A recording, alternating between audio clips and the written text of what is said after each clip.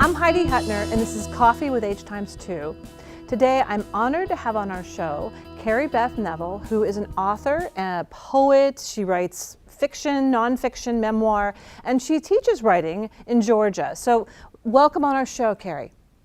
Thank you, Heidi. I'm very happy to be here. Now, we're excited to talk to you. So I see behind you, you have Women Together sign. Why is that important to you and a professor? Well, it's important to me as a professor that my students know that I'm here as an ally for them. I grew up reading mostly literature written by men. I took an entire seminar in college on Hemingway, and I've made it a point in my teaching and in my conversations with my students to prioritize the writing not only of women, women who are supporting each other in our academic and artistic endeavors, but also to decenter, I guess, the syllabus, right? So that male writers don't immediately occupy the first and maybe central space, but they kind of get pushed to the margins because, our understanding of who a writer is has changed, and who important writers are changes every day. So I feel like it's important to be visible to my students that I'm here not just as the person who gives them grades, but as somebody who is here to talk to them about what it means to be a writer, a student, and a female activist out in the world. You're writing in Remember to Forget Me, which is your newest book, which is very, very powerful writing. It reminds me a lot of Virginia Woolf, very European writing in a sense, very deep and rich language.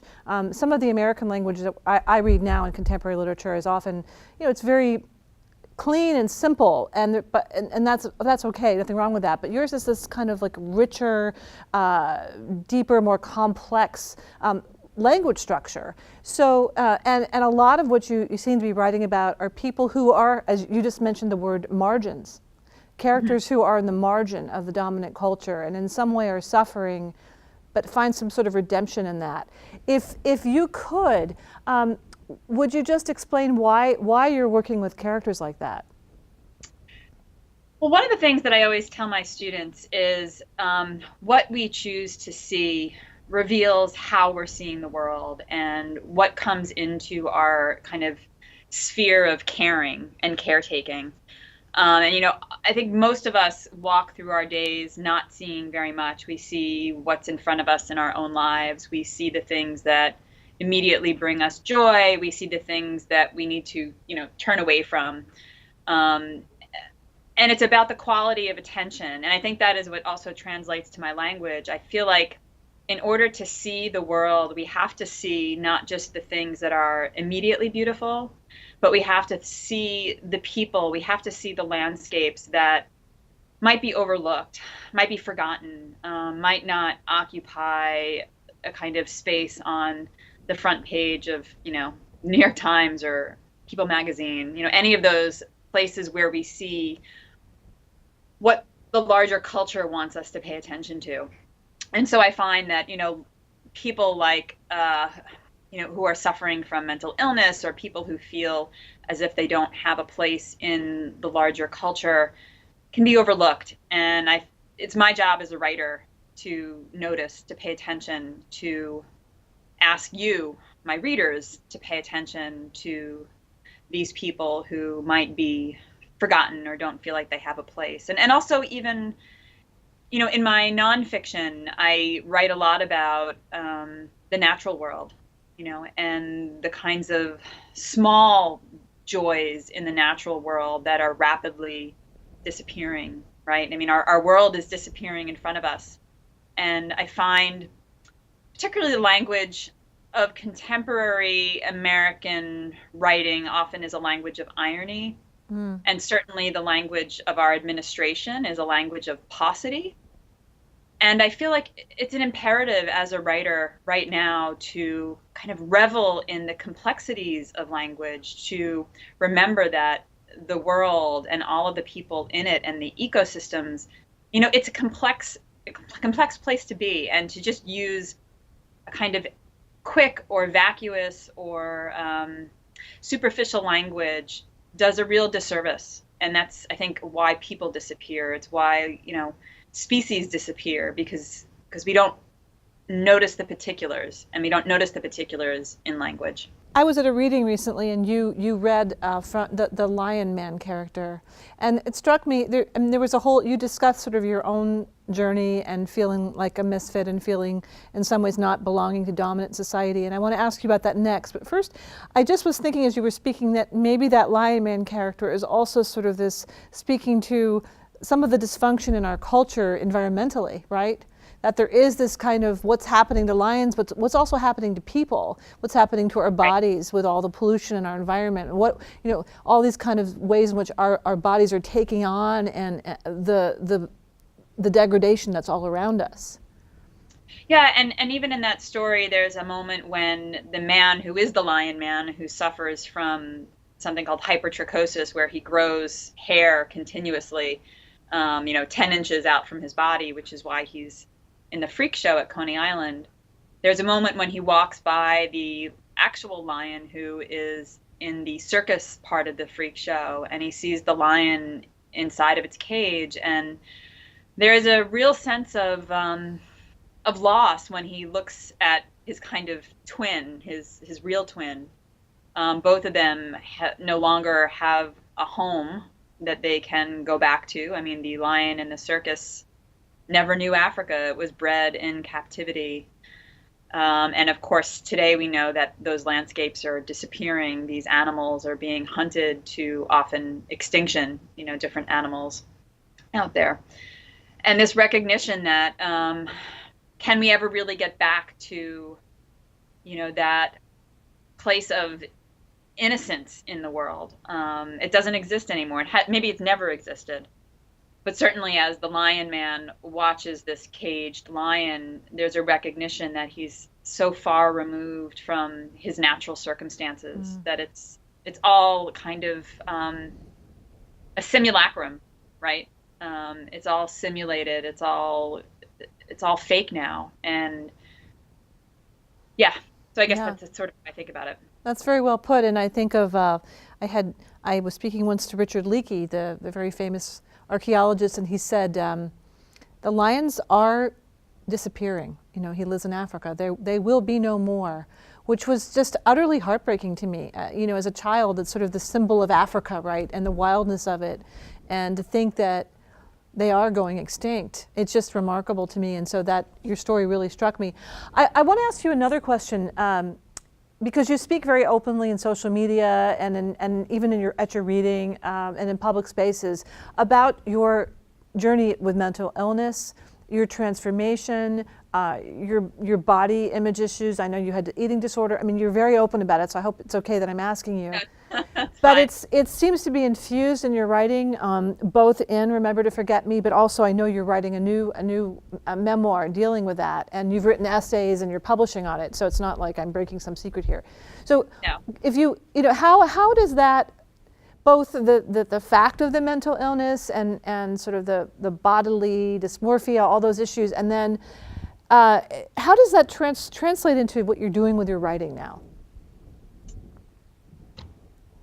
Let me try to parse this out in my head a little bit. I think one of the things that happened when I got sick, and I've always been bipolar, but the kind of total collapse happened in my 30s. And I think I mentioned earlier with you in conversation, it was a very public collapse. People could see that I was rapidly losing weight. I kept having to take leaves from teaching because I kept winding up in the hospital to try to get stabilized.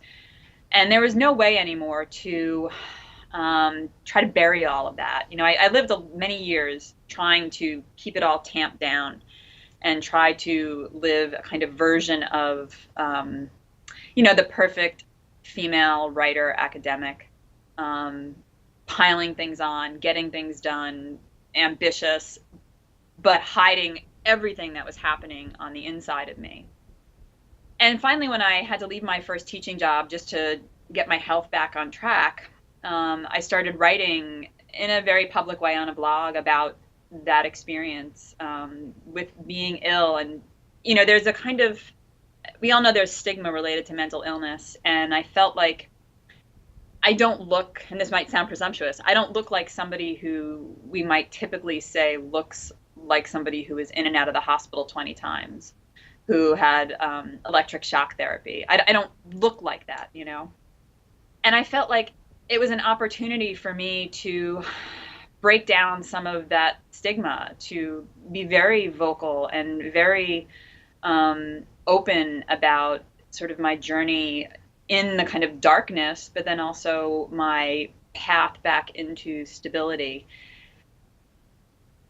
I'm in a position as a writer where no one's going to fire me, really, you know, for writing about this. I might not get hired for some jobs, but the fact that, you know, I have words to put to that experience, and so when I started writing the blog, many people who I didn't know started reading it and reaching out to me and telling me, you know, thank you for being so open about this.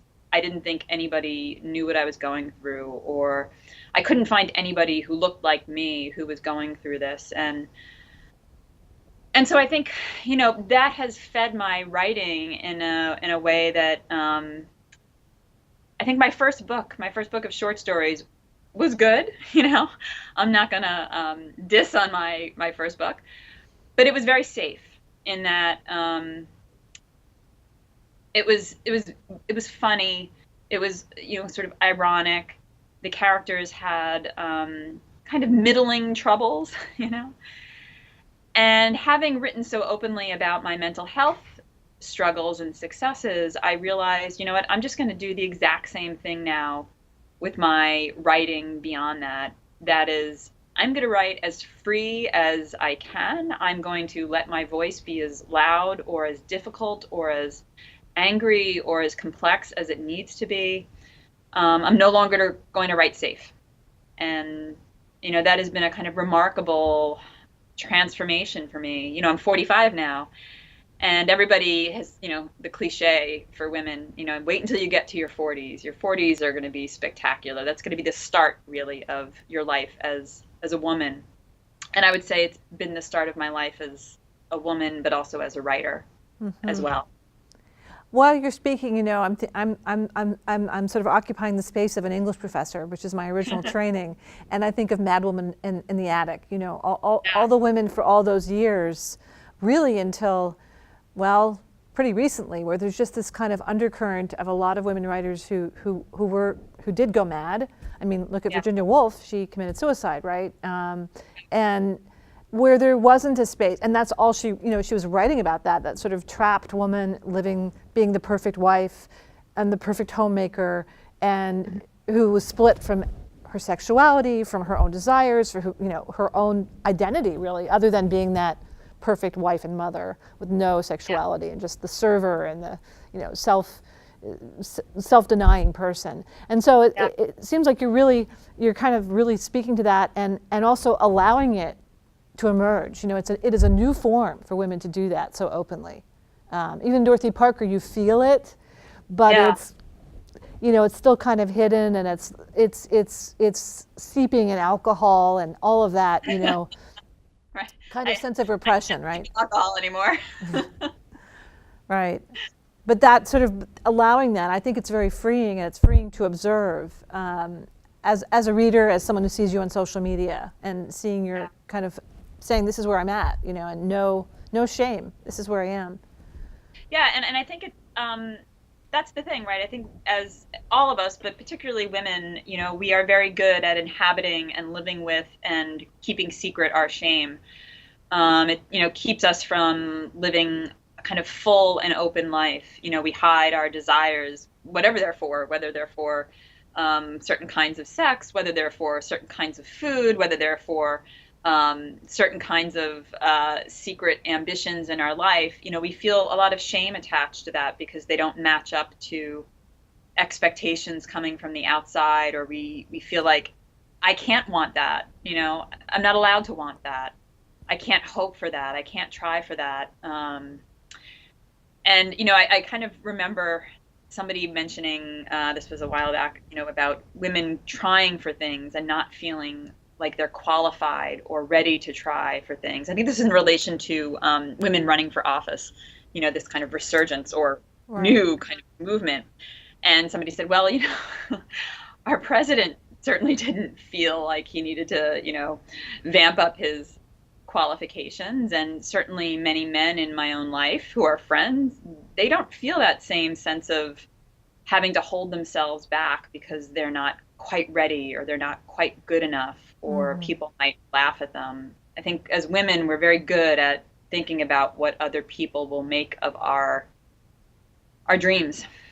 And having to be perfect, right? Right. Yeah, exactly. Before you can put it out there. Whereas, so we're going to have to end pretty soon. But I wanted to ask you if you just talk about you've laid out your chapters for your new book, the one you're writing right now. Could you just give us a little brief outline of what they are? Sure. Right now, the book is tentatively titled "Fierce on the Inside: Recovering My Senses," and it's 5 chapters or 6 chapters on the way that I am trying to write about recovery through each of the senses. So, for instance, one chapter is called Lost and Longing, if I can get that right. And it's about taste. And it's the story of my recovery from my eating disorder, but told through the way, in fact, taste came back to me. When you are an anorexic, there's a part of your brain that shuts down actual taste. So most things taste kind of like cardboard, and you no longer actually even feel hungry. And so I thought, well, rather than writing a book that's a straightforward narrative about my kind of recovery journey, and there can't really be an end to that, right? Because we're always becoming more than we were. So I kind of resist that linear narrative. This is going to be each chapter devoted to one of the senses and how it's played a part in my coming back or re-becoming myself, I suppose. So your work is really fascinating. So it's got a feminist thrust to it. It's got, you're talking about mental health, you're talking about environment, you're talking about people living on the margins. So I think it just has such a wide and broad appeal, and the writing is so rich. I encourage people to read your books because it's just beautiful, beautiful language. And sometimes I think in this world of moving quickly and getting information out, we're losing some of the love of craft in a lot of fields. And I feel in your work there's tremendous craft and time and working with and marinating in language. And I very much appreciate that. And I think your readers will too.